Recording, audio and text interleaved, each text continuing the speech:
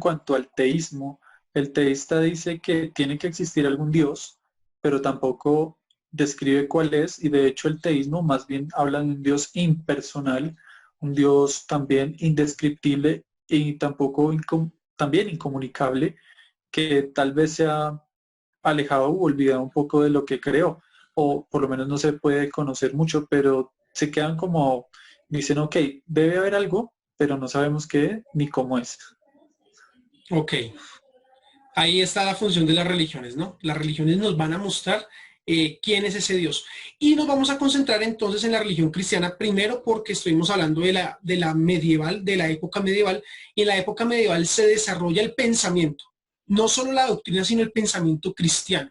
Es decir, se parte de un fundamento que es Cristo como fundador de esta religión y como Dios de esta religión, porque ninguno de los que vamos a hablar aquí va a negar la deidad de Dios. Y número dos, pues vamos a hablar también de las premisas que condujeron a estos pensadores, a estos sabios, para llegar a la idea de Dios. ¿Por qué se llega a la idea de Dios en un momento donde hay pues una crisis sobre todo este tema, ¿no? Entonces, pues vamos a hablar de ello.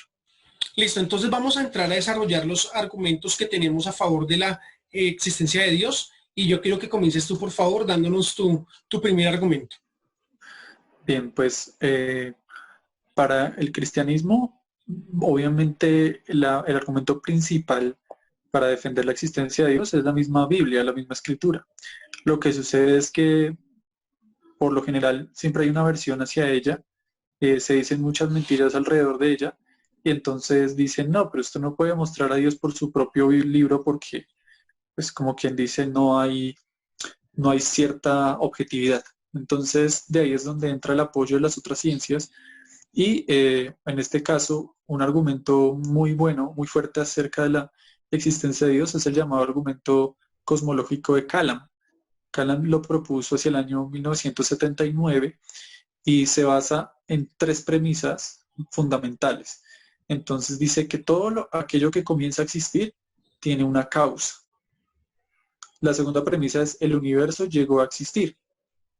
La conclusión y el tercer punto sería entonces que el universo tiene una causa. Y ahí entra la pregunta, entonces, ¿cuál es esa causa?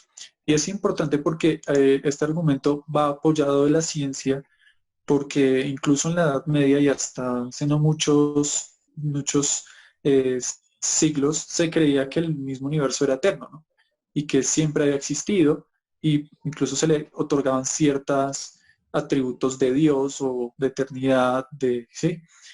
Pero ya se sabe por la ciencia, por los últimos descubrimientos, que el universo efectivamente tuvo un inicio, y incluso el padre Lemaitre, que fue un arzobispo católico, propuso la idea del Big Bang, que en contrario a lo que muchos creen, lo que hace es reafirmar la idea de un creador. Entonces, tuvo un inicio este mundo, después se confirma que efectivamente hubo una especie de inicio y una expansión de lo creado, en donde el universo sigue una expansión controlada y se sabe entonces que el universo ya no es eterno, como se creía en algún momento. Entonces la pregunta entra a ser, ¿quién creó ese universo? Por lo tanto, la respuesta que da el judaísmo y el cristianismo, en este caso, las religiones monoteístas, tiene que ser algo que esté fuera de esta realidad. Este universo se basa por tres fundamentales o tres realidades fundamentales, ¿no? El tiempo, el espacio, la materia. Y por lo tanto, si tenemos tiempo, espacio y materia, cualquier Dios que esté limitado a alguna de estas cosas no puede ser un Dios, sería algo creado. Entonces, eso es lo que presenta incluso la religión judía y cristiana. Presenta un Dios que es aespacial, atemporal e inmaterial, porque es espíritu, por lo tanto no tiene materia, está fuera del tiempo, se llama eternidad, y está fuera del espacio, ¿no? Uh -huh. ¿Qué me falta? Bueno, espíritu, eh, Sí, ahí está, completo. espacio y el tiempo y el espacio. Entonces, Uh -huh. no está fuera, no está limitado al espacio que tenemos porque es incontenible. ¿Vale? Entonces, como estamos bajo esta singularidad de nuestro universo que tiene tiempo, espacio y materia, su creador tendría que estar fuera de estas tres, fuera del tiempo, por lo tanto ser eterno, fuera del espacio, ser incontenible, y fuera de la materia, no ser sino espiritual, un ser espiritual, sin materia. Entonces, este es el Dios que se enseña desde el judaísmo, desde el cristianismo, en donde un Dios con este poder también implica que tenga una personalidad, o sea, una voluntad que quiera crear el universo, porque puede haber algo que sea espacial, atemporal e inmaterial, pero si no tiene una voluntad, no podría hacer que de la nada llegue algo a ser, ¿sí?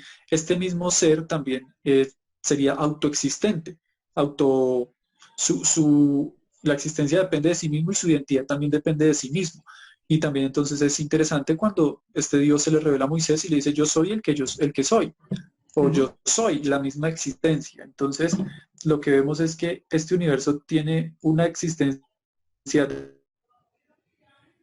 derivada, igual que nosotros, en algún momento llegamos a ser, por lo tanto, todo un creador. Por eso entonces se cae, por ejemplo, el politeísmo o estos dioses mitológicos que tienen hijos entre ellos, que nacieron de tal forma, que no sé, que son, y otra forma de buscar esos dioses, se adora el sol, la luna, que fueron las primeras Ujú. visiones del animismo, ¿no? Entonces, este argumento cosmológico de Kalam, que se basa en estas tres premisas, es un argumento que nos puede llevar a pensar en que el universo fue creado, por quién fue creado y qué características tiene este creador que se asemeja a las ideas de lo que enseña la Biblia. Ok, perdón, yo te interrumpo ahí porque me parece, aquí Calam hace algo y es lógica filosófica, ¿sí?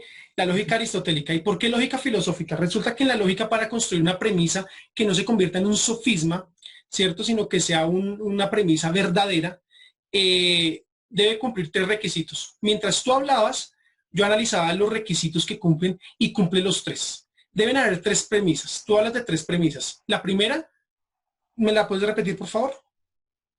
Del Que argumento de Calam. todo lo que llega a existir tiene una causa. Listo.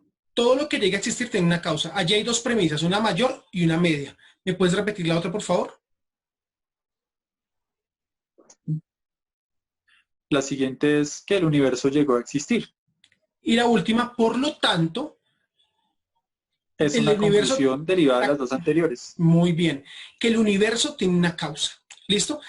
Allí no hay un sofisma, allí hay una, estructuralmente dentro de la lógica filosófica, no hay contradicción en este argumento, por lo tanto es un argumento verdadero, ¿cierto? Porque habla de una premisa mayor, hay una causa, una premisa media del universo y como conclusión tenemos entonces que la causa que llega a efectuar a ese universo va a ser Dios, porque esa es la conclusión en general de lo que nos dice Calam. Número uno, eso. Número dos, esto entonces estamos hablando de algo racional porque la lógica es meramente racional. Utilizamos el lenguaje para explicar la realidad. Y si estamos explicando a Dios es porque Dios hace parte de la realidad. Por lo tanto, estamos haciendo uso del lenguaje, uso del pensamiento para poder aportar, o más bien, para poder defender esa idea de Dios, ¿cierto?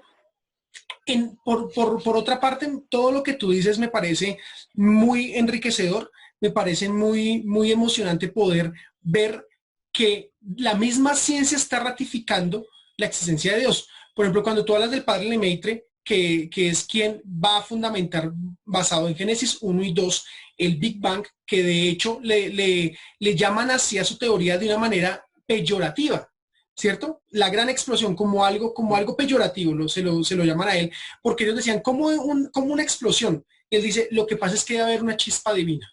De hecho, cuando la palabra de Dios en Génesis 1.1 dice, en el principio creó Dios los cielos y la tierra, esa palabra Dios es una misma palabra que aparece en un escrito sánscrito hinduista que dice luz. O sea, en el principio había luz. Y la luz fue la que originó todo. Aquí vemos también cómo la ciencia va a fortalecer, porque no es que la Biblia esté buscando sustento en la ciencia, no. Simplemente las ciencias quieren sustentar a la Biblia, ¿no? Porque la Biblia por sí sola, va a decir el cristianismo, ella por sí sola es, como es palabra revelada, no necesita sustento de terceros. Pero vamos a hablar entonces de cómo la ciencia puede ratificar esto. Y es que cuando hablamos de, en el principio creó Dios los cielos y la tierra estaba desordenada y vacía, y el Espíritu de Dios se movía sobre las aguas, ahí están los tres conceptos principales o los tres fundamentos del universo. En el principio, tiempo. Un principio, ¿cuál principio? No sabemos cuál es el principio. Así como la ciencia tampoco sabe cuál es el inicio de la gran explosión, ¿cierto? En el principio, ¿cierto? Tiempo, materia. ¿Cuál es la materia? Dice que Dios creó los cielos y la tierra, y hay materia. ¿Y cuál es el espacio? El espacio es que el Espíritu de Dios se movía sobre las aguas. No hay movimiento si no hay espacio. No puede haber movimiento si no hay tiempo y si no hay espacio. Por lo tanto, quien va a darle origen al universo va a ser un Dios, como tú decías, atemporal, aespacial, inmaterial, que va a cumplir los requisitos como lo único que se puede pensar como perfecto. Es algo que esté fuera del universo. Ahora bien, cuando la ciencia le atribuye al universo estos tres conceptos, porque la ciencia dice, no es que el universo siempre ha existido, sino que se va expandiendo, le está atribuyendo la eternidad al universo. Por lo tanto, ¿por qué se burlan de quien es teísta o de quien cree en Dios? ¿Por qué se burlan si le están atribuyendo un mismo concepto a dos objetos distintos, como lo decíamos al principio? Una fe aplicada a dos objetos distintos, ¿cierto? Si decimos que el universo es autosuficiente y se crea solo, le estamos dando un concepto de soberanía al universo. El único soberano, en este caso, si es el universo, la persona no es atea, es panteísta. Y eso y nos lleva a pensar que la persona entonces le está dando el atributo o nos está dando la razón. Dios existe.